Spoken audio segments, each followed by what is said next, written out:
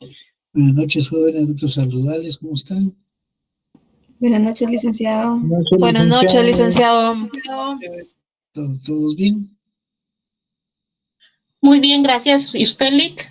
También bien, gracias a Dios, Elena. Bien, vamos a ver. Gracias a Dios es viernes, ¿verdad? Más tranquilo. Y ustedes se recuerdan que el lunes no tenemos actividad. Tenemos actividad hasta el viernes. Y la semana siguiente tenemos examen, ¿verdad? ¿Cuándo empiezan los exámenes, jóvenes? El martes, Lick. La semana tiene martes y jueves, ¿verdad? Exactamente. Sí, tenemos actividad el viernes. Y de ahí toca el lunes, miércoles y viernes, ¿verdad? Sí, Lick. Nosotros Sí. nos toca el día miércoles. Así es, miércoles 30, es 30, algo así creo que es, ¿verdad? Ahorita veo, Lick, permítame. Es lo que sí creo que vamos a hacer la prueba en Claro. Ya no se van a complicar la vida. En Claro les voy a pasar el examen también.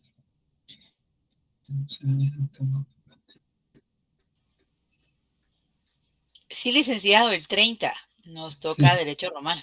Bien, entonces la hora creo que es una hora igual para todos a las 6, ¿verdad?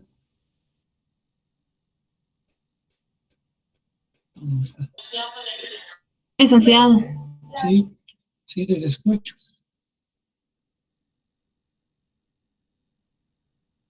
Bien, entonces estamos aquí para el 30. Entonces aquí me mandaron que me están notificando. A ver, tengo aquí. Voy a verificar.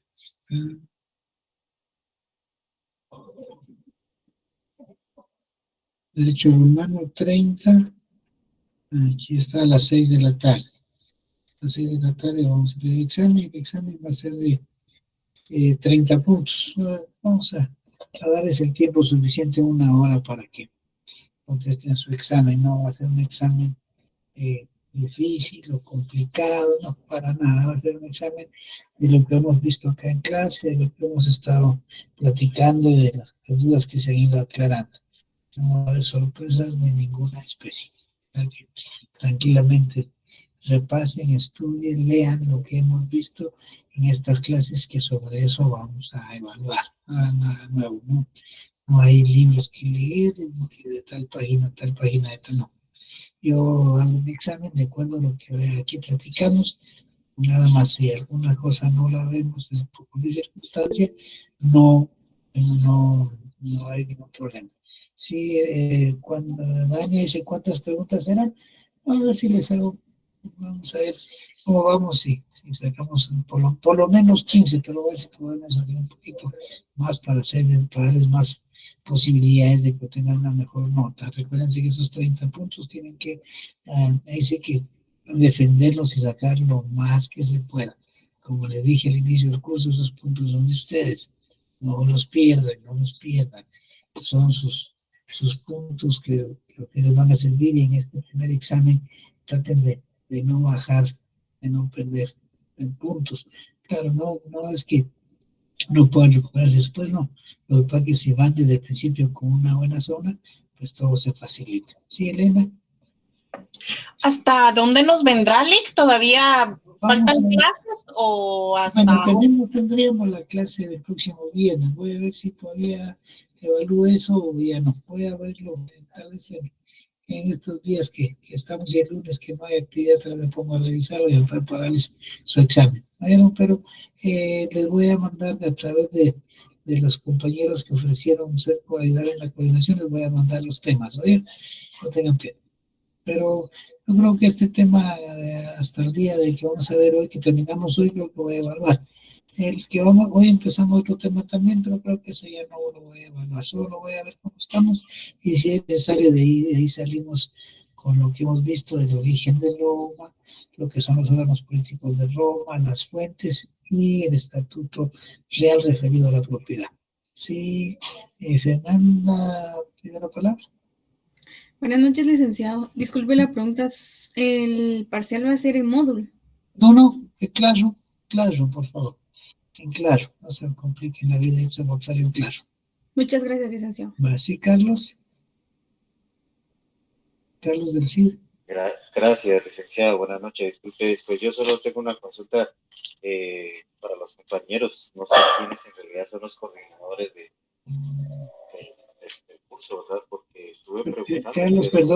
Carlos, perdone, pido que no le escucho muy bien. ¿Podría hablar un poquito más alto, perdón? Claro, licenciado, ¿me escucha ahora? Sí, ahí sí. Gracias. No, es que en realidad la consulta es para los compañeros.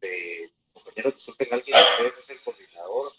O bien, ¿quiénes son los coordinadores del curso? Porque estuve consultando y nadie me da razón de. A ver, ahí los Por compañeros auxilien a Carlos. Por si pudieran apoyarme, muchas gracias. Apoyen acá a los compañeros que todos son para apoyarnos, para ayudarnos en este trajín de la facultad. Sí, Pati Hernández. Muchas gracias. Buenas noches a todos. Nuevamente una pregunta, licenciado. ¿Usted va a poner alguna diapositiva o algún material de apoyo en Classroom para que lo repasemos Pati, o con lo que usted nos ha dado? Con lo que yo les doy ahí, es que de ahí les evalúo. Ok, muchas gracias, licenciado. José Andrés. Solo para cualquier duda, yo soy el que le ofreció la ayuda a Lick. Bueno, ¿sabe qué, José Andrés? Ponga ahí su número para que los compañeros lo tengan y así para los que no lo tienen, pues para que lo tengan ahí los compañeros, ponga su numerito así como escriba ahí para que ellos lo tengan, José Andrés. Ponga su número, José Andrés.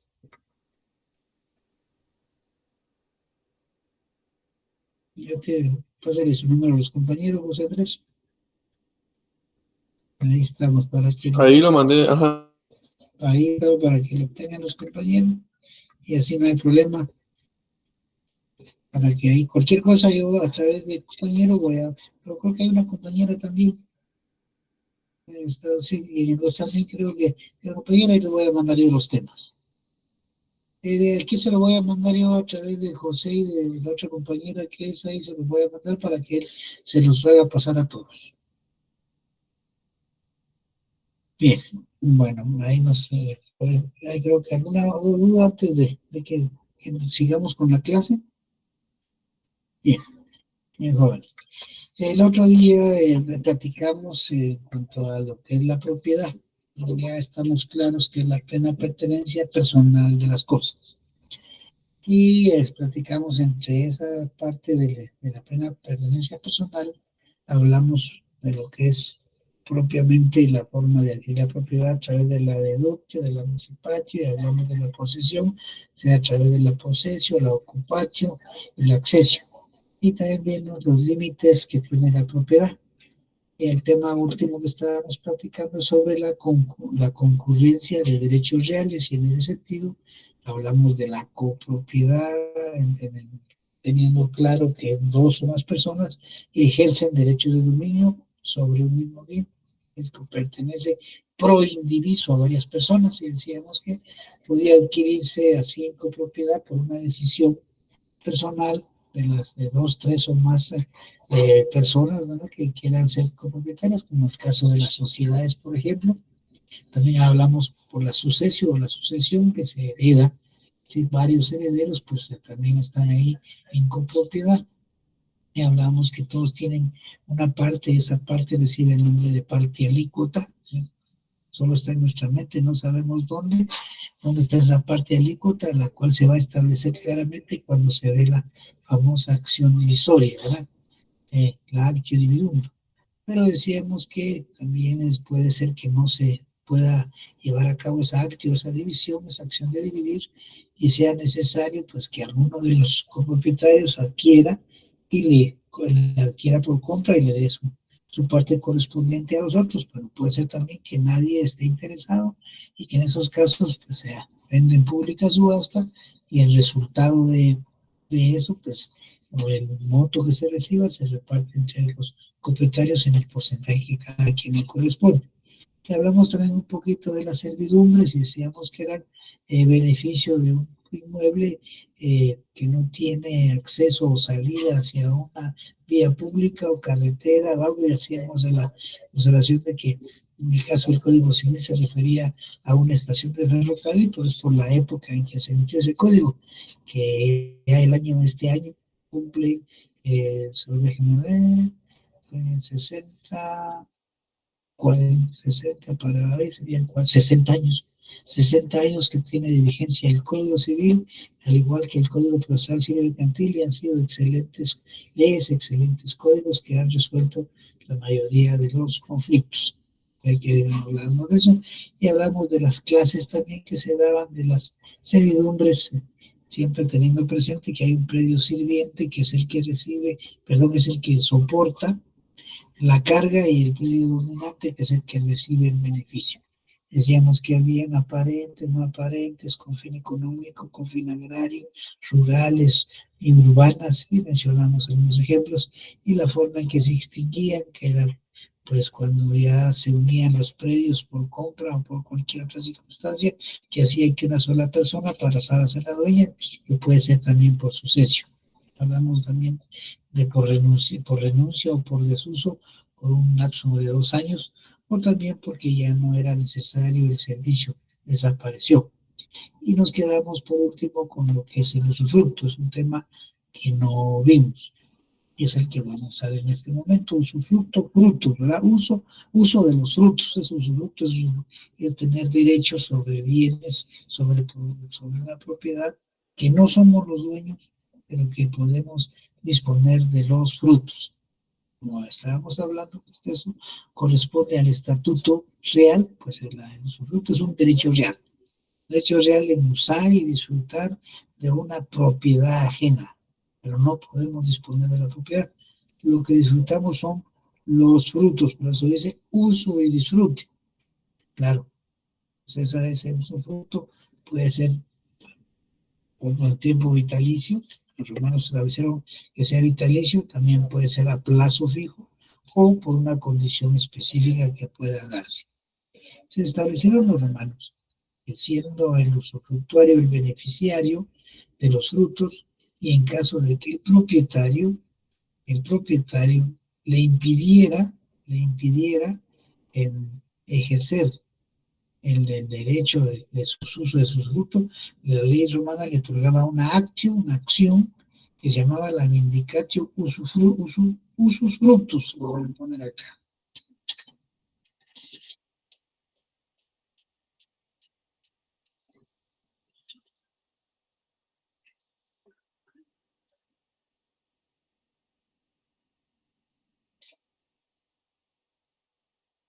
Vindicatio usufructus, eso quiere decir reivindicar el uso de los frutos a los que tienen derecho.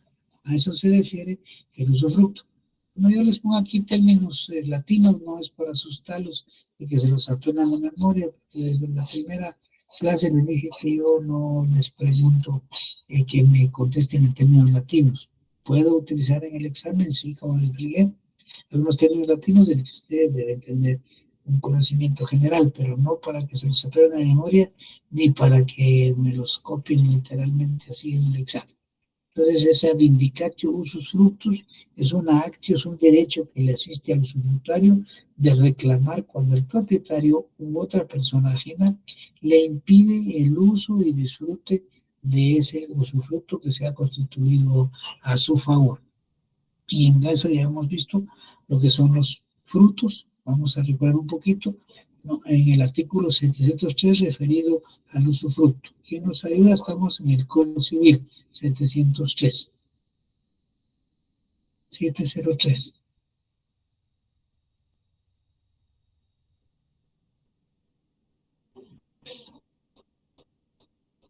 Sí, José Andrés. Y después Elena. Yo no tengo pregunta, Lick, solo déjenme levantar mi mano desde el inicio. Perdón. Entonces, Elena, por favor.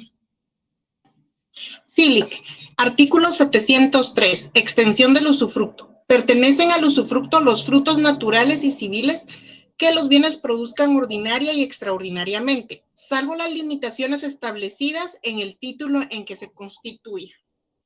Gracias, Helen. Y para que recordemos bien qué comprende los frutos naturales, regresemos un poquito al artículo 656, que lo vimos cuando hablamos del término de la posesión, o lo que es la posesión. ¿Quién nos ayuda? 656.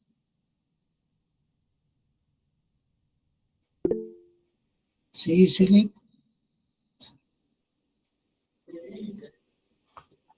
Artículo 656. Son frutos naturales las producciones espontáneas de la tierra, las crías de los animales y demás productos que se obtengan con o sin la industria del hombre. Gracias, Selene.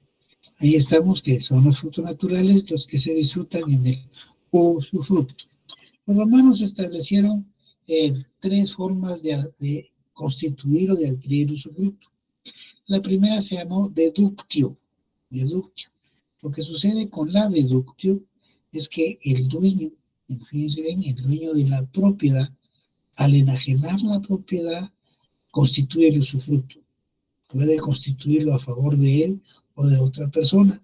Puede constituirlo de forma vitalicia o a determinado plazo, deductio.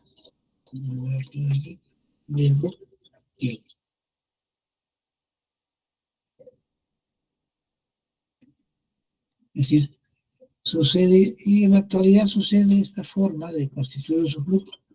Algunas veces, cuando uno está ejerciendo la profesión, llegan los papás de alguno de sus hijos y dicen, mire, yo tengo una casita o un terrenito y se lo quiero pues dejar a mi hijo. Pero en tanto él se gradúe, por ejemplo, de abogado, o en tanto madure un poco más, yo no quiero que lo venda. Quiero que él sepa que esa es su propiedad, pero que no la puede vender. Entonces se le dice, mire, entonces trasládeselo a él, puede hacerle una donación entre vivos o una compraventa, ¿no? Pero se reserva a usted el usufructo para usted o para otra persona o para ambos, como usted quiera, ¿verdad? Pero en este caso es, mire, tanto para usted como para su señora, que es la mamá de su hijo, pues reservarse el usufructo. Entonces el hijo dice, bueno, esto es mío, pero puede ser vitalicio hasta que mis papás ya no estén. Entonces hasta ahí lo puedo usar. Es una posibilidad, porque también puede darse otras veces como antes, como lo vamos a hacer en un momento. Esa es a través de la deductio. Pero también puede darse a través de un legado vindicatorio inter vivos. Es decir, entre vivos, ¿no? Un legado vindicatorio. Aquí lo que sucede es que pues se da un legado. Un legado es un regalo que se da en un testamento, ¿sí? Puede ahí él dejar un legado a fulano de tal, le deja el legado, el usufructo sobre tal propiedad. Claro, la propiedad se la deja a otra persona, pero el legado lo tiene una persona distinta. El legado es disfrutar, repito, los frutos. Cuando termine el plazo o la persona que tiene el usufructo fallece, pues ahí se libera todo y ya el propietario puede hacer lo que considere adecuado. También se puede constituir a través de una adjudicación judicial. Es decir, hay circunstancias de la vida en que tiene que acudirse, se acudía en Roma ante un magistrado para constituir un usufructo. En la actualidad, esa figura judicial ya no se da. Pero sí hay formas de constituirlos y vamos a verlos en el 704. ¿Quién nos lee el 704?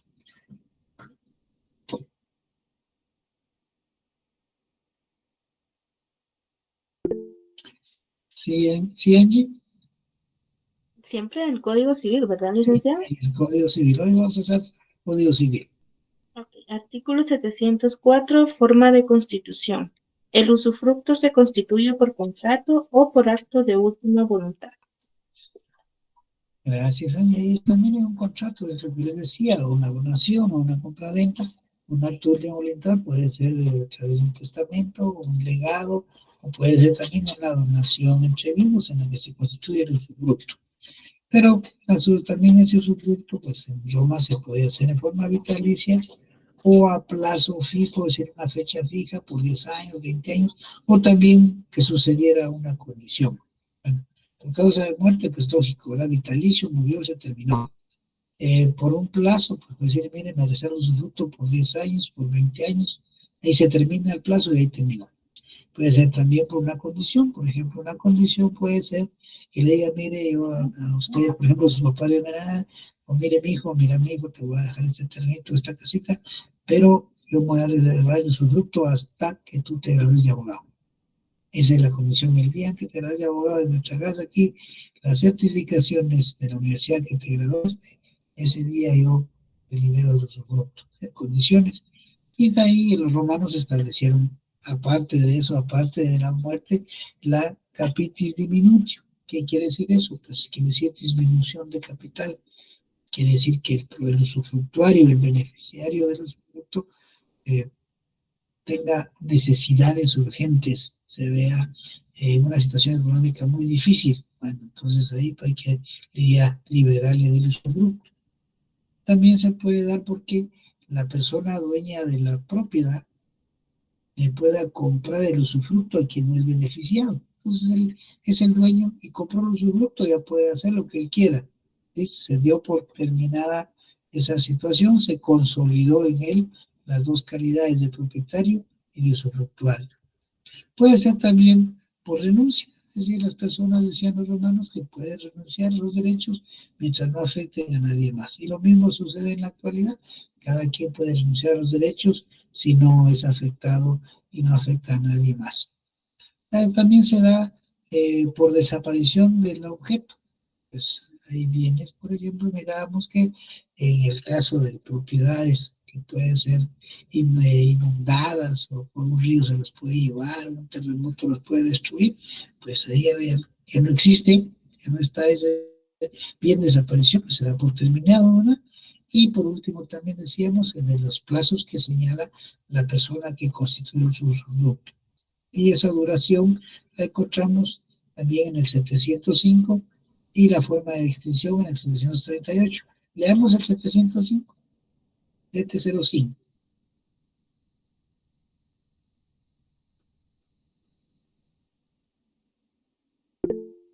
A ver, Damaris. Artículo 705. Duración del usufructo.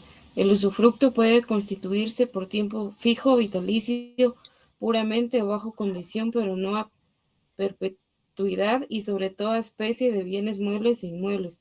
Asimismo, puede constituirse a favor de personas jurídicas o de una o varias personas individuales simultáneas o sucesivamente. En caso de disfrute sucesivo, el usufructo solo aprovechará a las personas que existan cuando concluya el derecho del anterior usufructuario. Gracias, Damaris. Es decir, de la duración del usufructo. Y el 738 nos habla de la extinción. ¿Quién nos lee el 738? Patricia. Con gusto, licenciada. Modo de extinguirse el usufructo. Artículo 738. Extinción del usufructo. El usufructo se extingue, primero, por muerte del usufructuario. Segundo, por vencimiento del plazo por el cual se constituyó o por realizarse la condición resolutoria a la cual estaba sujeta el usufructo. Tercero, por la reunión del usufructo y de la propiedad en una misma persona, pero si la reunión se verifica en una sola casa o parte del usufructuado, en lo demás subsistirá el usufructo. Cuarto, por prescripción. Quinto, por renuncia del usufructuario, salvo lo dispuesto respecto de las renuncias hechas en fraude de acreedores. Sexto, por la pérdida de la casa usufructuada, si la destrucción no es total, el derecho continúa sobre el resto. Y séptimo, por la anulación o cesación del derecho del que constituyó el usufructo. Gracias, Pati. Es decir, que las causas que le señalaron los romanos, aquí la vemos en nuestro Código Civil. Ahí cada una de esas, y también hablábamos que el derecho romano estableció la enajenación. Sí, enajenación, ¿qué es enajenar? Pues es vender. Las personas pueden vender también un derecho que tienen, y en este caso el usufructo puede ser objeto de enajenación, y así lo dice el 716. ¿Nos ayuda a cuestión de 6?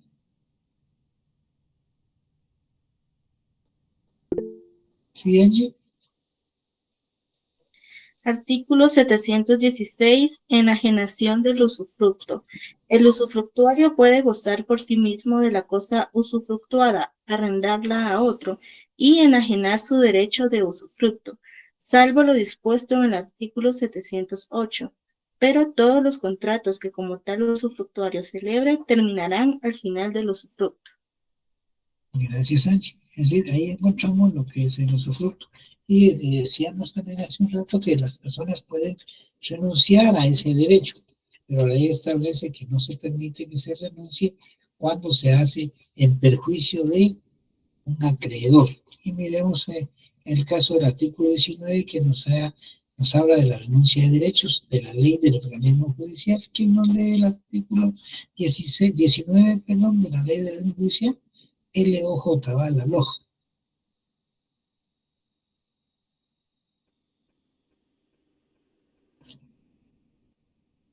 ¿Cuál dijo, perdone? ¿Sí se lee? Es el 19, 1.9. 19. Voy.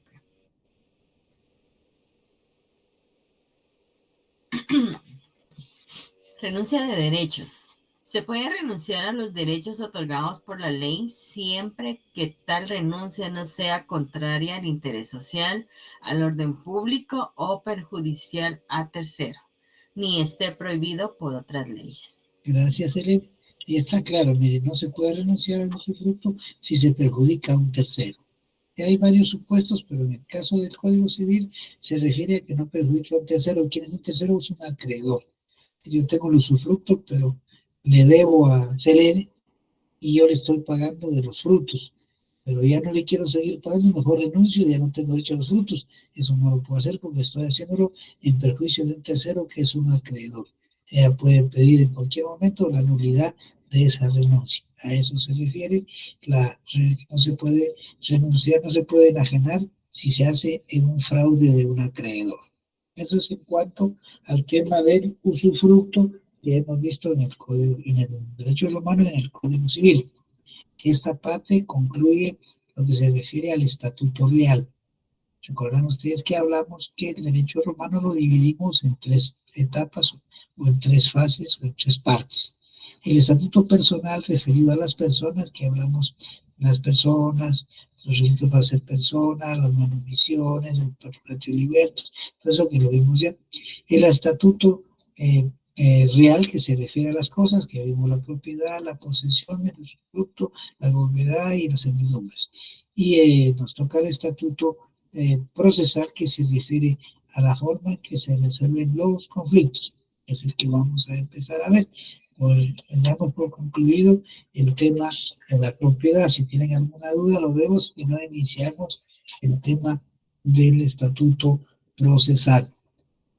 Este estatuto procesal creo que ya no lo vamos a evaluar, pero sí lo vamos a iniciar. Voy a tratar de que los otros temas que vean sean suficientes para evaluar en esta primera oportunidad. ¿Tienen alguna duda? Si no, empezamos con el tema procesal, que se le llama el procedimiento de las acciones. ¿Sí, Silene? Licenciado, ¿un ejemplo real de usufructo? Es lo que les decía. Por ejemplo, usted es propietaria de su casa. Usted es la propietaria de su casa. Pero usted tiene sus hijos. Y usted dice, bueno, esto es para mis hijos. Y yo se los voy a dar a mis hijos. Pero se los voy a dar y lo voy a hacer ya firmar en los documentos legales donde ellos pasan a ser propietarios. Pero con la condición de que no puedan vender, ni donar, ni hipotecar, ni nada, en tanto yo viva. Entonces usted se reserva el usufructo para usted, el usufructo vitalicio. Si mire, le vendo, o le doy un legado, que es un regalo, se da, pero se dice, mire, les regalo esto, pero ellos no lo pueden usar hasta el día que uno muera. Entonces usted dice, me reservo el usufructo vitalicio. Ahí está, y eso es muy común en lo que hacemos nosotros en las oficinas como notarios. Compraventas con usufructo vitalicio, se lo reserva. Entonces, bueno, yo soy dueño, Cuando hablaba de lo de las frutas y los animales, También, mira, lo que pasa con los animales es que ahí sí que sería el riesgo que un animal se pierda, ¿verdad? Pero sí pueden utilizarse los frutos de un animal en cuanto a las crías y las crías, pero por eso hay usufructos a término. Que dicen, mire, me reservo el usufructo para los animales por 5 años, por ejemplo, y después de que miren si lo venden o qué es lo que hacen, ¿verdad? Porque no necesariamente tiene que ser vitalicio, puede ser a plazos o también, como decía en el trato, una condición. Usted le puede poner una condición a su hijo, mira, te dejo esta propiedad con estos animales que están acá, pero no los puedes usar hasta que cumplas 18 años y tenés 15. Entonces él sabe que tiene que 3 años, él no puede tocar nada. La condición es que cumpla 18. Y ahí es donde ya él empieza a ejercer su función de propietario exclusivo. En tanto es propietario, la ley le dice el propietario de la nuda propiedad. Es dueño, pero no puede usar, no puede disfrutar, porque está limitada a un usufructo a favor de otra persona. ¿Qué puede ser a favor suyo? O usted puede designar a otra persona que tenga el usufructo y dice, no, por ejemplo, mi hermana está mal, o tengo otro hijo que está mal, mejor dejo el usufructo para mi otro hijo porque este está bien. Así es como funciona el usufructo. Y en la vida real se ve constante eso. Hacemos constantemente instrumentos donde se reserva el usufructo. O también que usted pueda comprar el usufructo a alguien y dice, mire, véndame el usufructo para unos 5 años de esta propiedad. Aquí voy a yo a explotarla porque hay frutos, hay animales y la voy a explotar. Véndame el usufructo por 5 años. Es algo parecido, digamos, como dice, me va a arriesgar, no es un arrendamiento, es un usufructo porque usted tiene todo como que fuera legítimo propietario. O sea que es como cederle los derechos a alguien de algo que es mío, pero que puede tener posesión completa y exclusiva para esa persona hasta que yo lo decida. Así es. Puede ser que fije de una vez el plazo. O conforme yo lo establezca. O hasta que me muera. ¿Perdón? Así es, Eliana. Y ahí leí que decía que no puede ser mayor de 30 años. No, tiene un eso es que es un exceso, pero cuando se trata de personas jurídicas o de otras personas, pero usted puede ser vitalicio. En el caso suyo puede ser vitalicio.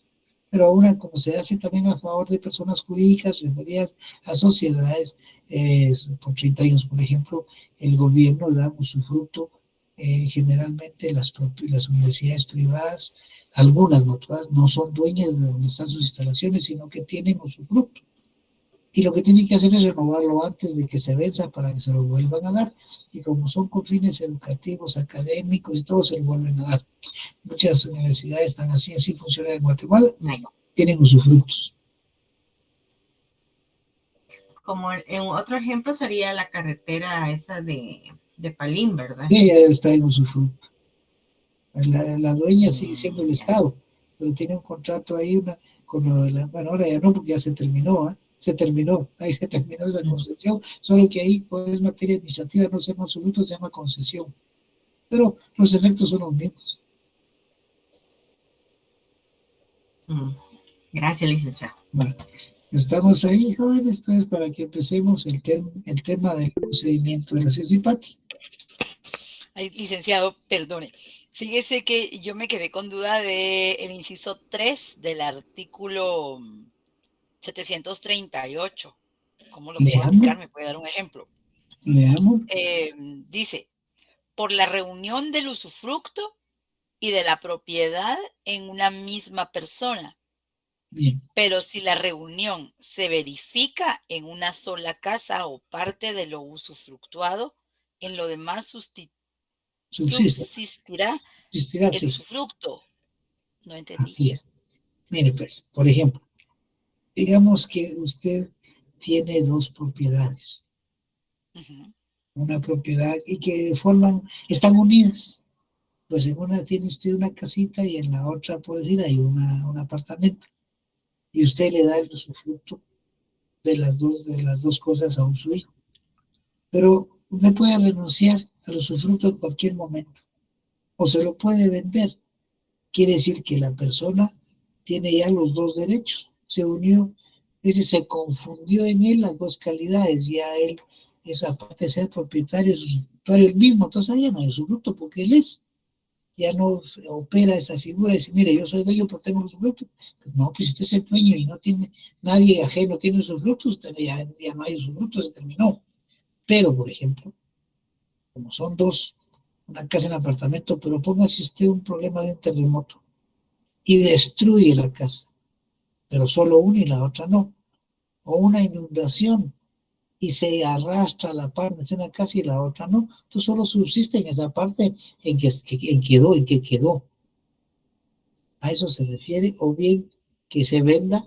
Usted tiene el usufructo de las dos partes y solo le vende una parte a su beneficiario, a su hijo. Te lo voy a vender por una cantidad simbólica, pero solo de esto, lo otro no. Subsiste en la otra parte. Pero claro, el documento tiene que decir que son usufructos separados. Si se pierde esta parte, si se vende esta parte, sigue existiendo en la otra. Okay, ya, gracias, licenciado, muy fino. Bueno, entonces les decía entonces que dividimos lo que es el estudio del derecho romano en las tres partes que lo tienen todos los autores y así estaba en el derecho romano. El estatuto personal, el estatuto real y ahora vamos a ver el estatuto personal, aunque en los temas subsiguientes vamos a ir viendo, recordando y repitiendo temas del estatuto personal y el estatuto real. Pero este es el tema que hoy toca, según el programa, el estatuto procesal. ¿A qué se refiere eso? Se refiere a la organización judicial y el procedimiento, el estatuto procesal. Y antes de nada, vamos a recordar lo importante. Los romanos establecieron que todos los ciudadanos romanos, desde luego patricios, ¿no? Todos los romanos ciudadanos en esa calidad tenían el derecho de exigirle a sus autoridades que les resolvieran sus conflictos. ¿Y quiénes eran las autoridades? Pues en el sistema monárquico, de la monarquía del rey. En el sistema de la república vimos que se crearon magistraturas, de los magistrados, y en el sistema en la época del principado, el príncipe, y en la época del imperio, el emperador. Pero cuando surgió ya propiamente ese derecho, la ley de las 12 tablas se llamó la actio, así, que quiere decir acción. Acción, ¿y qué es la acción? Pues mire, un jurisconsulto romano decía que la acción no es otra cosa sino más que reclamar en juicio lo que a uno se le debe. Esa es la acción, reclamar en un juicio lo que se nos debe, que puede ser cosas de dinero, como pueden ser cosas que no son dinero. O sea, no siempre vamos a reclamar dinero. Por ejemplo, si hago un préstamo a un banco y el banco, pues, incumplo, me demanda cobrándome dinero, le debo el dinero. Pero si yo arrendo una casa, yo soy el inquilino y no pago la renta, pues me demandan porque yo debo la renta por un lado y por otro la entrega o la devolución porque es una consecuencia que si no pago tengo que devolver. Por ejemplo, si una empresa la contrato para que me haga una casa y no me la construye, mi acción es que le señalen un plazo para que la construya. Es decir, no siempre lo que se debe es dinero. Tengan eso claro. Deudas implica muchas cosas. Y la actio es la acción de reclamarle a un juez lo que a uno se le debe. La actio. Y esa actio viene desde el derecho romano y pasó al derecho francés, el derecho español y vino hasta todos nosotros. Y antes los encontrábamos solo en los códigos procesales. Pero en la Declaración de los Derechos del Hombre y del Ciudadano se estableció ese derecho de accionar, de pedir. Y es así como se incluyó en las constituciones. Las constituciones establecieron ese derecho de accionar, de exigir. Y en Guatemala, pues no es la excepción. Y en Guatemala se estableció esa actio, ese derecho de reclamar, solo que le cambió el nombre. Le puso derecho de petición. Y lo encontramos en la Constitución, como les decía hace un momento, en el artículo 28 constitucional. ¿Quién no lee el artículo 28 de la Constitución?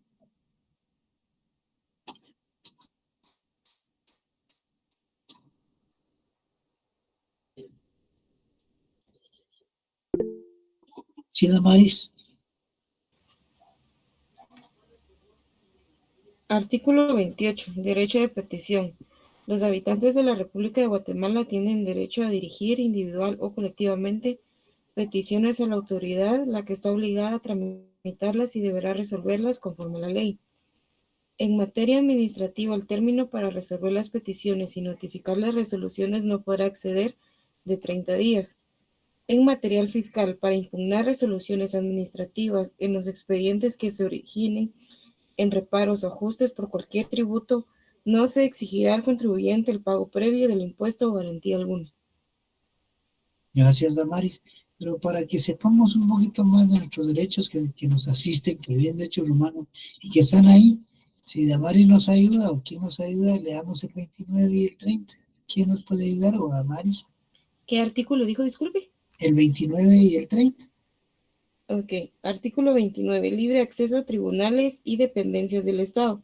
Toda persona tiene libre acceso a los tribunales, dependencias y oficinas del Estado para ejercer sus acciones y hacer valer sus derechos de conformidad con la ley. Los extranjeros únicamente podrán acudir a la vía diplomática en caso de denegación de justicia. No se califica como tal el solo hecho de que el fallo sea contrario a sus intereses. En todo caso, deben haberse agotado los recursos legales que establecen las leyes guatemaltecas. Artículo 30. Publicidad de los actos administrativos. Todos los actos de la administración son públicos. Los interesados tienen derecho a obtener en cualquier tiempo informes, copias, reproducciones y certificaciones que soliciten y la exhibición de los expedientes que deseen consultar, salvo que se trate de asuntos militares o diplomáticos de seguridad nacional o de datos suministrados por particulares bajo garantía de confidencia. Gracias, Damaris. Eso para que ustedes ya sepan cómo pueden ejercitar sus derechos. ¿Sí, Mónica? Perdón, licenciado, ¿qué ley están leyendo? Perdone. La Constitución. Gracias, licenciado. Bueno, entonces decía que ese derecho de accionar, de pedir, de exigir, de reclamar, en nuestra ley se está regulado en la Constitución y se llama el derecho de petición. Pero ese derecho de petición, que los derechos de los romanos le dieron al derecho de accionar, dicen ellos, a los ciudadanos para que acudan ante las autoridades, ya sean los magistrados o los jueces en su momento, para reclamar, pues le dio también un derecho similar a la otra persona. Siempre que hay un conflicto, un problema, pues lo que sucede es que hay que llamar al demandado, pero el demandado tiene derecho a ser escuchado también, a defenderse. Es lo que ustedes escuchan constantemente en las noticias, en el debido proceso. Quiere decir que si yo tengo derecho a demandar, llamemos a Selene o a Maris o Mónica, ella les tiene derecho a defenderse. Sí, es un derecho equivalente que establecieron en el derecho romano, la defensa. Y eso también se traslada, al igual que la Declaración de los Derechos del Hombre y del Ciudadano, también se traslada a nuestra Constitución, y lo tenemos en el artículo 12 de la Constitución. ¿Quién nos da una leída al artículo 12?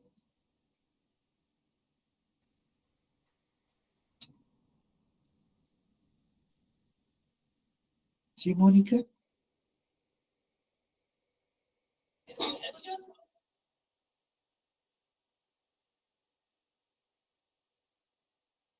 Mónica, no. Angie. Con gusto, Lick. El 12 dice, artículo 12, derecho de defensa. La defensa de la persona y sus derechos son inviolables. Nadie podrá ser condenado ni privado de sus derechos sin haber sido citado, oído y vencido en proceso legal ante juez o tribunal competente y preestablecido.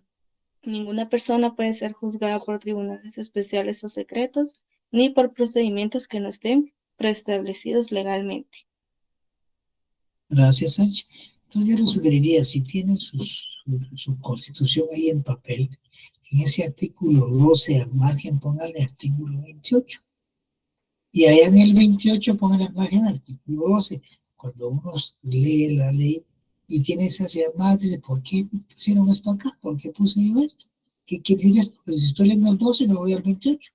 Pues si estoy leyendo el 28, me manda al 12 y lo veo que es un derecho equivalente. Yo demando, el otro se defiende, así en términos simples, ¿verdad?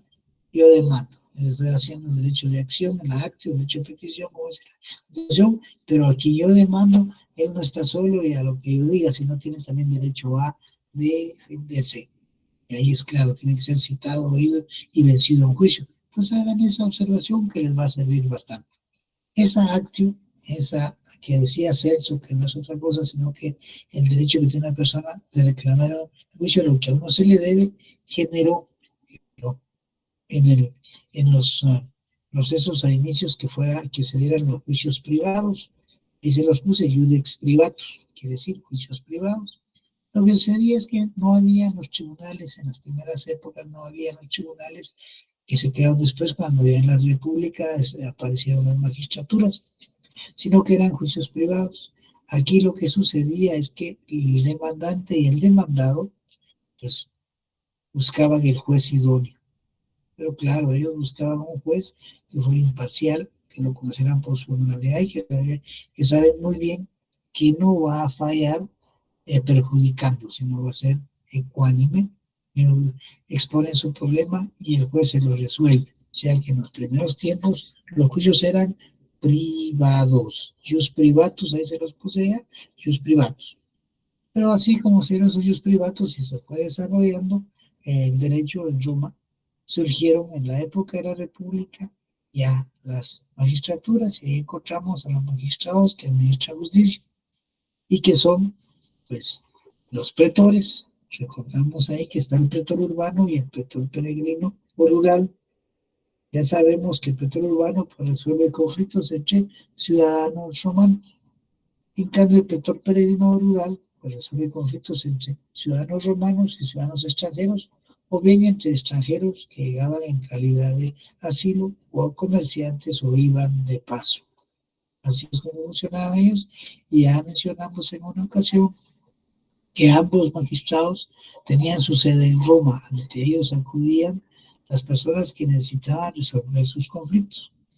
Y surgen allí, entonces, en esta etapa ya de la República, aparte de los magistrados, los jueces. Ya hemos mencionado que se dieron jueces escogidos y permanentes, al que vamos a volver despuesito. Pero primero que nada veamos cómo se desarrollaba en esta primera etapa de la República con la creación de magistraturas y de jueces. ¿Mónica, sí? ¿Pidió la palabra, Mónica? No, licenciado. Entonces quedó desde ahí. Bien. Pues lo que ocurría aquí es que el demandante, el sujeto activo, o el actor, se la llama también, acudía ante el magistrado y le exponía su caso. El magistrado lo escuchaba y si él consideraba que había una causa de conocimiento, se lo voy a poner aquí, espérenme, les voy a mandar esto que también lo voy a dar en un título. Si había un problema, una causa,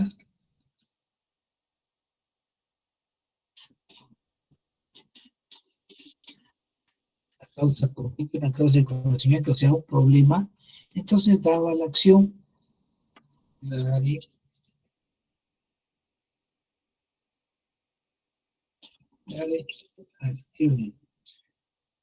la acción.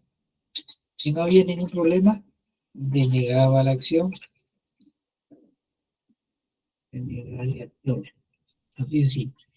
Dar acciones o denegar acciones. Así. Aquí estamos.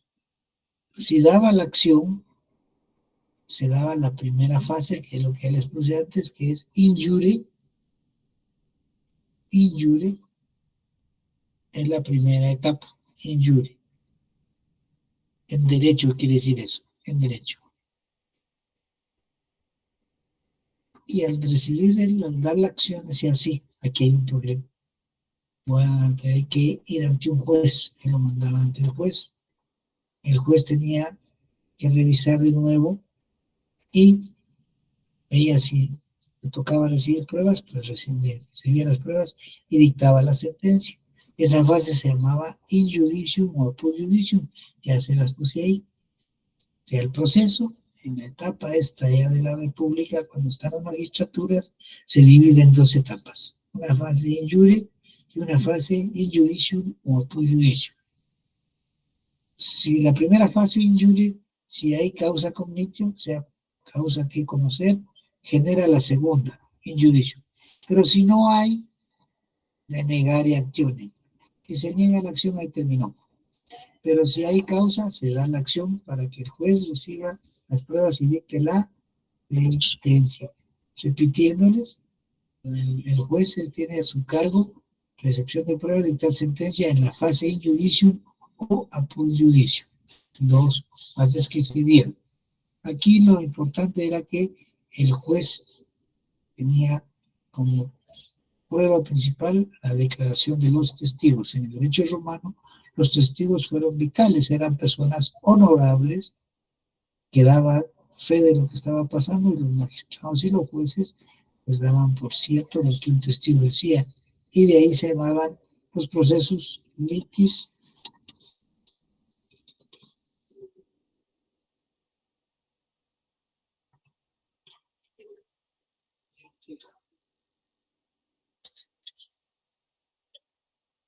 con testimonio, ¿no?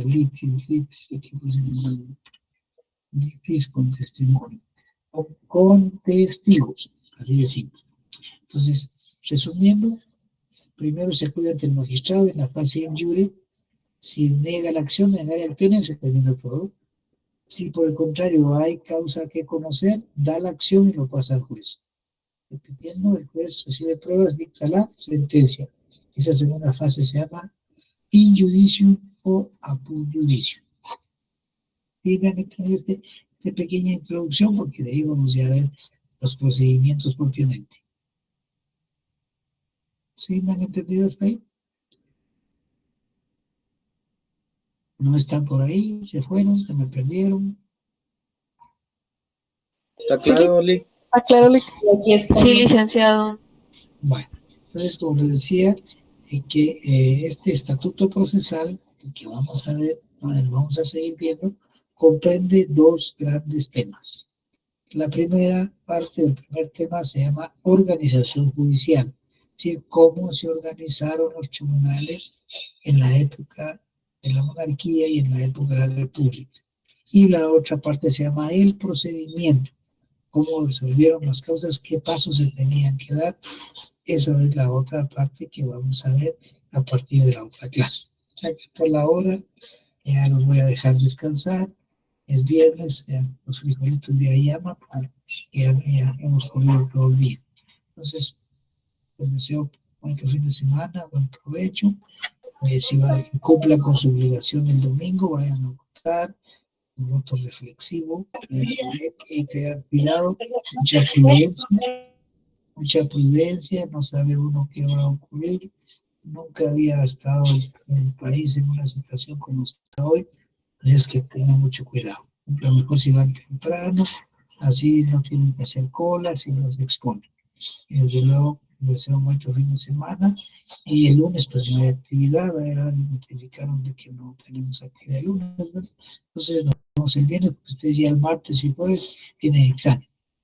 El viernes miramos un poquito cómo estamos en los temas que vamos a evaluar, y ya el día miércoles el examen, pues vamos a evaluar lo que hemos visto en clase, lo que hemos practicado aquí. No va a haber sorpresas, no va a haber nada extraordinario, no van a leer ningún libro, ni páginas, ni temas, ni folletos, ni nada. Lo que hemos visto acá, las preguntas van a ser sencillas, prácticas para ustedes, para que entiendan lo que hemos practicado. Lo que más me interesa es que saber que ustedes han comprendido los temas que hemos practicado, no que lo sepan de memoria. Ya que de nuevo, feliz noche, pásenla bien y cuídense. Buenas noches. Buenas noches.